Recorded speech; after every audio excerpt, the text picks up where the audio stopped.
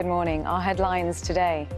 The Charity Commission has found no evidence of widespread bullying, harassment, racism or misogyny at a charity founded by Prince Harry. But he and others are criticised for letting a damaging boardroom battle play out in the public eye. Taxes must rise in the autumn if the Chancellor is going to meet her own borrowing rules. That's according to a leading economic think tank.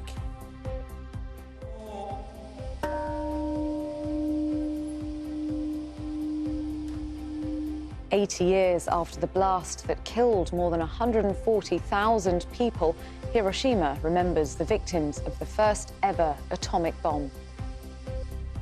Good morning. It might be the summer holidays, but if you're a parent, getting new school uniforms is probably already on your mind. I'll be taking a look at the costs involved and what help is available. Let's have a look at today's papers, starting with an image of Gaza that takes up the majority of The Guardian's front page, with a headline, "From above, Gaza is like the aftermath of an apocalypse." The paper was granted permission to travel aboard one of Jordan's military aircraft carrying aid. On the Mail, Reeves facing huge tax hikes to fill £50 billion black hole is the headline. It's quoting the research that Dan was just talking us through, which suggests that the Chancellor will have to deal with a big budget deficit. The Metro says toxic culture led to Titan disaster. It leads on a report from the US Coast Guard that concludes that the chief executive of OceanGate Expeditions used intimidation tactics to avoid scrutiny of his company. You'll remember 5 people were killed when the Titan sub imploded 2 years ago.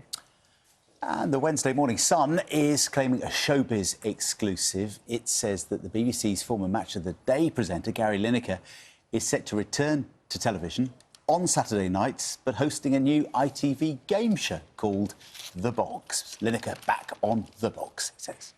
Something that caught my eye on the inside of The Times. John, when was the last time you were in a convertible?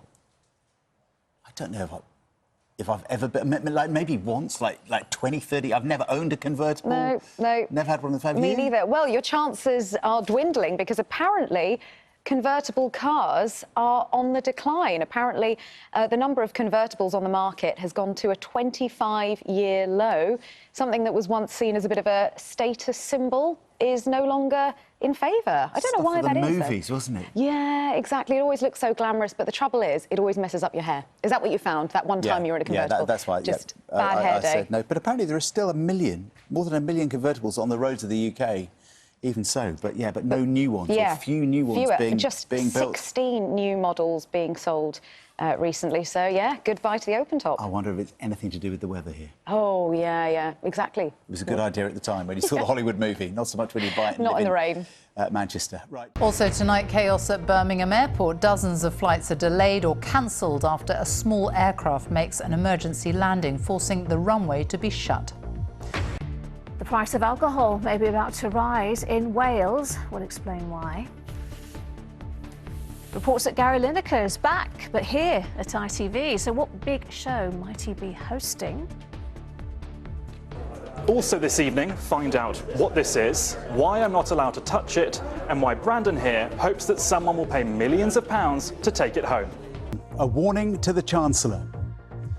Leading economists say taxes must rise and more spending cuts might be needed, but the Prime Minister defends his government's record.